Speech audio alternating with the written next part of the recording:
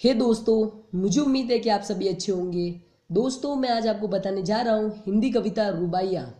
जैसे कि इसका संदर्भ यह है कि प्रस्तुत रुबाइयाँ फिराक गोरखपुरी द्वारा रचित है और इसका प्रसंग यह है कि प्रस्तुत रुबाइयों में माँ और बेटे के वात्सल्य प्रेम को बताया गया है। यानी माँ और बेटे के प्रेम के वात्सल्य प्रेम की बातचीत को कवि ने इस रुबाइया में बताया है। अब आ जाते हैं उनके अर्थ पर। जैसे कि आंगन के लिए चांद के टुकड़े को खड़ी हाथ में झुलाती है, उसे गोद भरी रह रह के हवा में जो लोका देती है, गूंज उठती है खिलखिलाते बच्चे की हंसी। जैसे कि इस पद में कवि ये कहते हैं कि माँ चांद के टुकड़े के समान अपने बेटे को आंगन में लिए खड़ी है। यानी माँ के लिए उनका बेटा चांद के टुकड़े के समान है, वह बहुत अनमोल है और वो अपने बच्चे को गोद में लेकर हाथों में झुला रही है। वह बार बार हवा में अपने बच्चे को उछाल उछाल कर प्यार करती है, तब वह बच्चा खिलखिलाकर हंसता है। यानी माँ अपने बेटे को गोद में लिए खड़ी है और उसे बार बार उछाल उछाल कर प्यार करती है हवा में, तब वह बच्चा खिलखिलाकर हंसता है। ये था फर्स्ट पैराग्राफ। अब आ जाता है सेकंड पर। जैसे कि नहला के जल के निर्मल जल से उलझे हुए गेसुओं यानी उनके बाल में कंघी करके किस प्यार में से देखता है बच्चा मुंह को जब घुटनियों में ले के पिन्हाती कपड़े। यानी इस पद में कवि ये कहते हैं कि माँ अपने बच्चे को नहलाकर उसके बालों में कंघी करती है, यानी उसके अपने बच्चे के बाल बनाती है, तब वह बच्चा अपनी माँ की ओर बड़े प्यार से देखता है और वह अपने घुटनों पर बैठकर उसे कपड़े पहनाती है। यानी बच्चे के प्यार के देखने पर माँ अपने घुटनों पर बैठकर उसे अपने बच्चे को कपड़े पहनाती है। ये था सेकंड। अब आ जाते हैं थर्ड पर।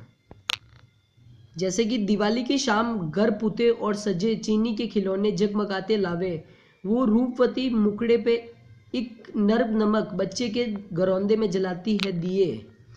इस पद में कवि ये कहते हैं कि दिवाली की शाम घर पुते और सजे हुए हैं। यानी जैसे कि दिवाली की शाम पर अपन सब जैसे घर पुते हुए होते हैं, आम लोगों के घर कलर भी हुए हुए होते हैं और सजे हुए भी होते हैं। शक्कर के खिलौने और धान की खील से वह भगवान की पूजा करती हैं। इस प्रकार गृह स्वामिनी यानी घर की लक्ष्मी जो उस बच्चे की माँ है के चेहरे पर एक विशेष चमक है। दिवाली की शाम अब उसकी माँ के चेहरे पर एक विशेष चमक है और वह अपने बच्चे के घर में दिए जलाती है। इस प्रकार माँ बच्चे के जीवन से अज्ञानता रूपी अंधकार दूर करके ज्ञान रूपी दिया जलाना चाहती है। यहाँ पर माँ का यह कहना है कि वह अपने बच्चे की मुश्किलें हटाकर उसके पूरे रूप में ज्ञान रूपी दीपक जलाना चाहती है, यानी उसका घर खुशियों से भर देना चाहती है। ये था थर्ड पैराग्राफ। अब आ जाते हैं फोर्थ पर। जैसे कि आंगन में ठुनक रहा है जिद्दियाई है, बालक तो वह चांद पे ललचाया है, दर्पण उसे देख कर रही है माँ, देख आईने में चांद उतर आया है। इस पद में कवि ये कहते हैं कि बच्चा आंगन में धीरे धीरे रोकर जिद करता है कि मुझे चांद चाहिए, पर चांद तो जैसे धरती पर आ नहीं सकता है, तो माँ को एक युक्ति यानी एक उपाय सूझता है और वह उसे दर्पण यानी कांच दिखाकर अपने बच्चे से कह रही है कि देख मेरा चांद तो धरती पर उतर आया है। इस प्रकार वो अपने बच्चे को मना रही है कि मेरा चांद तो धरती पर उतर आया है। ये था फोर्थ पैराग्राफ। अब आ जाते हैं फिफ्थ पर। जैसे कि रक्षाबंधन की सुबह रस की पुतली छाई है, घटा गगन की हल्की हल्की, बिजली की तरह चमक रहे हैं लच्छे, भाई के है बांधती चमकती राखी। इस पद में कवि ये कहते हैं कि रक्षाबंधन की सुबह चारों ओर आकाश में काले काले बादल छाए हुए हैं और आकाश में बिजली चमकती है, यानी मौसम बारिश का हो जाता है लेकिन बारिश आती नहीं है। आकाश में बिजली चमकती है और बादल काले काले हो जाते हैं और बहन के पैरों में चांदी के लच्छे चमकते हैं। एक तरफ आकाश में बिजली चमकती है, दूसरी तरफ बहन के पैर में चांदी के लच्छे चमकते हैं। बहन भाई के हाथ पर चमकती हुई राखी बांधती है और वह चाहती है कि उसके भाई का जीवन भी उसी राखी की भांति चमकता रहे। जैसे कि राखी चमकती है उसी प्रकार उसके भाई का जीवन भी उसी प्रकार चमकता रहे, किसी प्रकार की कोई बाधाएं नहीं आए उसके जीवन में, यही वो उसकी बहन चाहती है। अब आ जाते हैं इनके विशेष पर। जैसे कि रह रहकर में पुनरुक्ति अलंकार का प्रयोग किया गया है, छलके छलके में भी पुनरुक्ति अलंकार का प्रयोग किया गया है, कंघी करके में अनुप्रास अलंकार का प्रयोग किया गया है और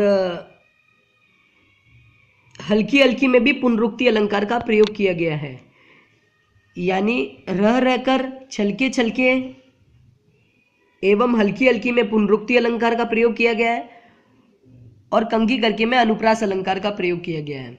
और अपन ऐसा भी कह सकते हैं कि जैसे भाषा अत्यधिक सरल एवं सहज है, रुबाइया छंद है, चित्रात्मक शैली का प्रयोग किया गया है और भाषा प्रसाद गुण में युक्त है। जैसे कि अलंकार के बाद भाषा अत्यधिक सरल एवं सहज है, इसमें रुबाइया छंद है, चित्रात्मक शैली का प्रयोग किया गया है या भाषा प्रसाद गुण में युक्त है, ये कह सकते हैं विशेष में। अब आ जाते हैं इनके क्वेश्चन आंसर पर। प्रश्न उत्तर, इसमें सिर्फ एक ही प्रश्न है। जैसे कि शायर राखी के लच्छे को बिजली की तरह चमक कर क्या भाव व्यंजित करना चाहता है।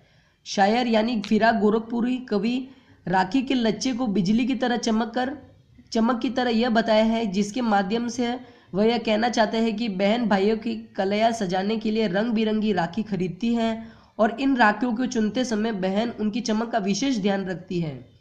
इस प्रकार उस राखी में बहन का प्यार प्रकट होता है। यही है इसका प्रश्न उत्तर। आप ये वापस नोट भी कर सकते हैं।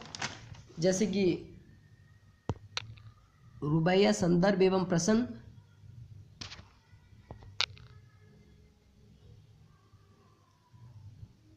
फर्स्ट पैराग्राफ का अर्थ,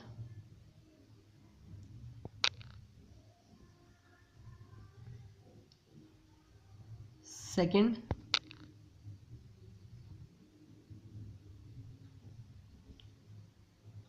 थर्ड,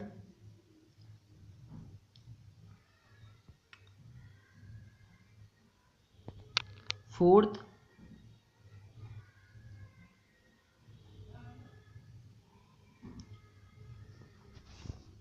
फिफ्थ, ये पेंडिंग है एक लाइन इसकी, ये इसकी पेंडिंग लाइन,